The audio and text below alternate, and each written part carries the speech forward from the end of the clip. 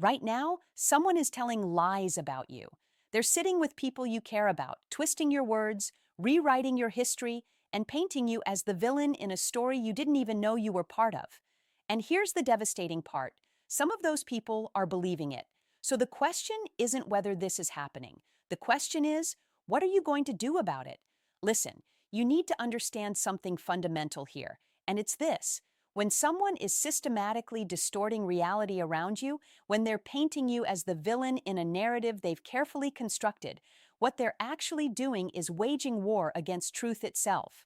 And here's what's crucial, what's absolutely vital for you to grasp. Your lived experience, your actual reality, the things you know to be true about yourself and your actions, these things have an ontological weight that no amount of manipulation can erase. The narcissist operates in the realm of fiction. They're storytellers, and they're remarkably good at it.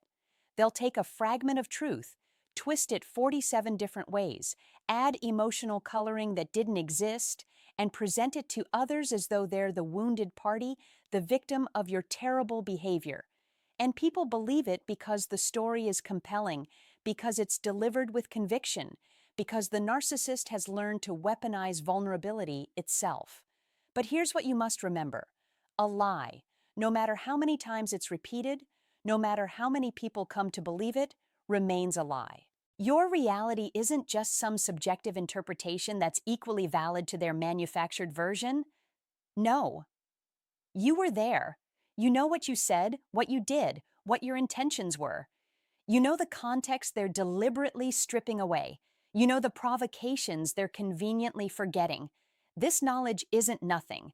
It's the ground you stand on. And when everything feels like it's shifting beneath your feet, when it seems like the whole world has turned against you, that ground is what keeps you from falling into the abyss of self-doubt. The danger, and it's a real danger, is that you'll start to question your own perception. You'll think, well, if this many people believe their version, perhaps I'm the one who's wrong. Perhaps I'm the problem. Perhaps my memory is faulty. This is exactly what they want. They want you destabilized, uncertain, willing to accept their narrative just to make the cognitive dissonance stop. But you cannot afford to do this. You cannot afford to trade your truth for their fiction, no matter how socially expedient it might seem in the moment. Reclaiming your truth means making a decision, a fundamental decision, that you will not gaslight yourself on someone else's behalf. It means writing down what actually happened, not for others, but for yourself, so you have a record when the doubt creeps in. It means trusting your own perception, your own experience, your own moral compass. It means understanding that popularity is not the same as accuracy, that consensus is not the same as truth. When you stand firm in your reality, something remarkable happens. You stop being reactive. You stop desperately trying to convince everyone of your innocence. Instead, you simply exist in your truth, calmly, confidently, and over time, those who are capable of seeing clearly will see. Not everyone will, and that's a hard pill to swallow. But the people worth having in your life, the people with discernment and integrity, they'll eventually recognize the manipulation for what it is. Your job isn't to control their narrative. Your job is to refuse to abandon yourself. You cannot fight this battle alone, and you shouldn't have to. That's the first thing you need to understand. When you're dealing with someone who's systematically working to destroy your reputation, to turn people against you, you need allies. But not just any allies. You need people who have the capacity to see through manipulation, who have enough psychological sophistication to recognize when they're being fed a carefully constructed narrative rather than objective reality. The narcissist is counting on something, and it's this, that most people are lazy in their assessment of social situations. Most people will accept the first story they hear, especially if it's delivered with emotional intensity. Most people don't want to do the hard work of investigating, of asking questions, of considering alternative explanations. They want the simple version, the version that allows them to pick a side quickly and move on. And the narcissist exploits this tendency ruthlessly. They get to people first, they frame the narrative, and by the time you even know what's happening, the battle for perception is already half lost. So what do? You identify the people in your life who don't operate this way. You look for individuals who have demonstrated through their actions over time, that they value truth over comfort, that they're willing to withhold judgment until they've heard multiple perspectives, that they have the courage to stand apart from group consensus when something doesn't add up. These are rare people, and you need to cultivate relationships with them deliberately and carefully. Look for those who ask you questions rather than making immediate assumptions. Look for those who've shown loyalty to truth in other contexts, who haven't been swayed by popular opinion when it contradicted the evidence. Look for people who have themselves been misunderstood or maligned because they understand viscerally how easily perception can be manipulated. These individuals have developed what you might call a refined capacity for discernment. They've learned to look beneath the surface, to notice inconsistencies, to recognize the patterns of manipulative behavior. When you find these people, invest in those relationships. Be honest with them. Don't hide what's happening or pretend everything's fine. Share your reality with them, not in a complaining or desperate way, but clearly and factually. Let them see the receipts, the evidence, the patterns. People of quality will recognize the truth when it's presented to them without hysteria or exaggeration. They'll start to notice things themselves, the contradictions in the narcissist's story, the way certain details don't quite align, the emotional manipulation tactics being deployed.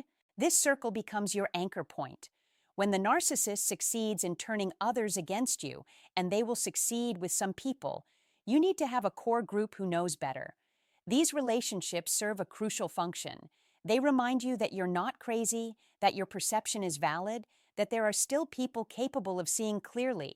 They provide perspective when you're drowning in gaslighting. They offer support without enabling you to become bitter or consumed by the situation. This isn't about creating an echo chamber where everyone just agrees with you. It's about surrounding yourself with people who have the integrity and intelligence to assess situations accurately, who won't be swept up in manufactured drama, who understand that the loudest voice in the room isn't necessarily the most truthful one.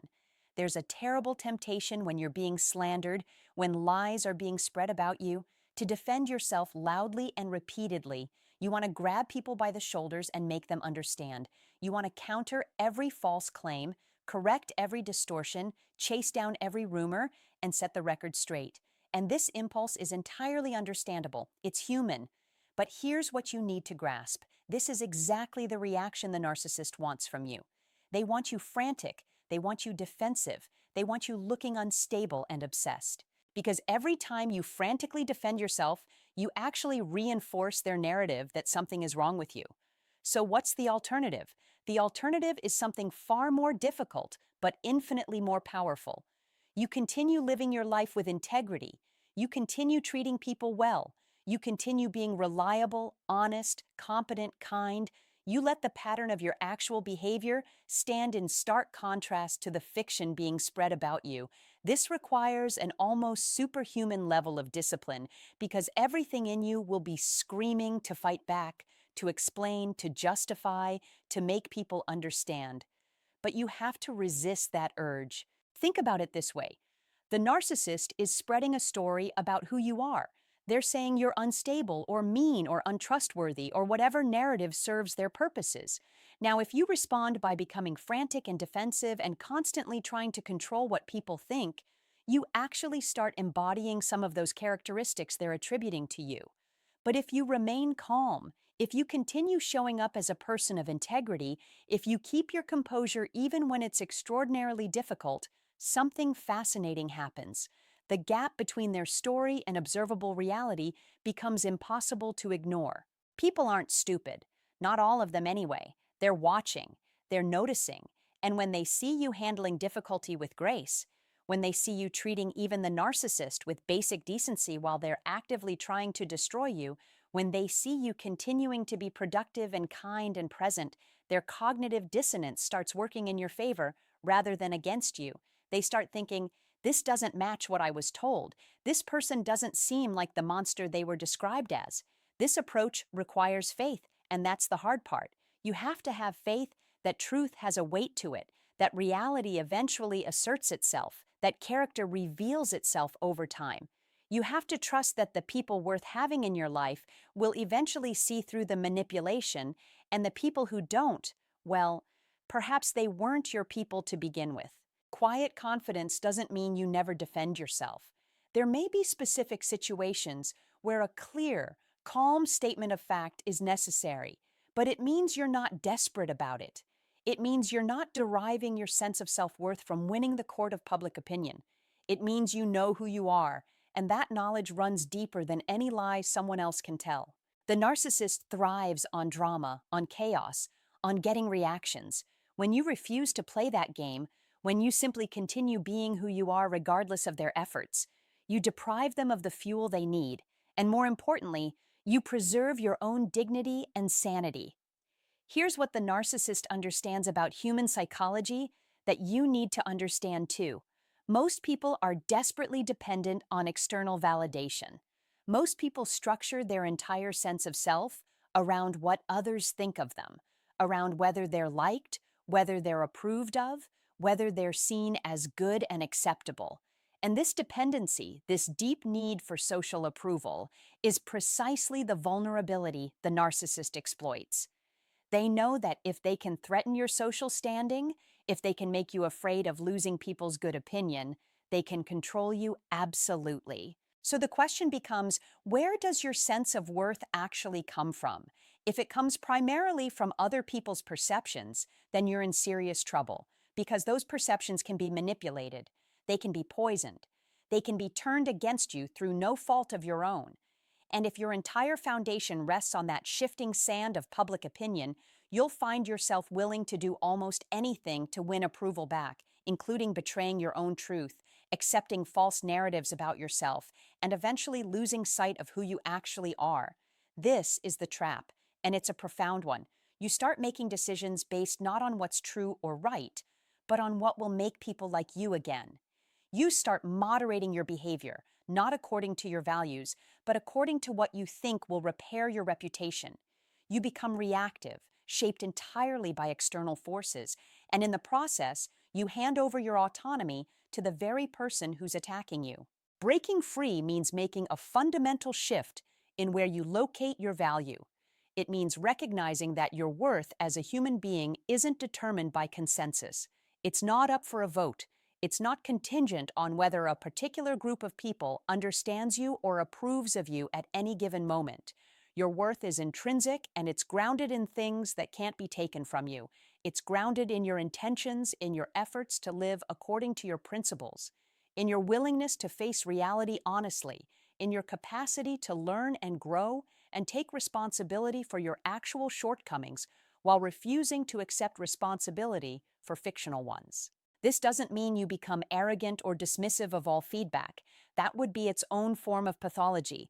It means you develop the discernment to distinguish between legitimate criticism from people who have your best interests at heart and manipulative attacks designed to destabilize you. It means you become the primary judge of your own character, looking at your actions with honest eyes, acknowledging where you've fallen short, celebrating where you've succeeded, and refusing to accept someone else's distorted version of who you are. When you find this internal source of validation, something remarkable happens. The narcissist loses their power over you. They can still spread lies, they can still turn people against you, but they can't make you doubt yourself anymore. They can't make you compromise your integrity in a desperate bid for approval. You become, in a very real sense, unmanageable. Not because you're defiant or rebellious, but because you're grounded in something deeper than their opinion or anyone else's opinion. This is freedom, real freedom. It's the freedom to be yourself, regardless of whether that self is popular or understood or approved of in the moment. And paradoxically, when you stop desperately seeking approval, when you stop contorting yourself to win people back, you often find that the right people, the people of substance and discernment, are drawn to that groundedness, to that quiet self-possession that can't be shaken by social manipulation.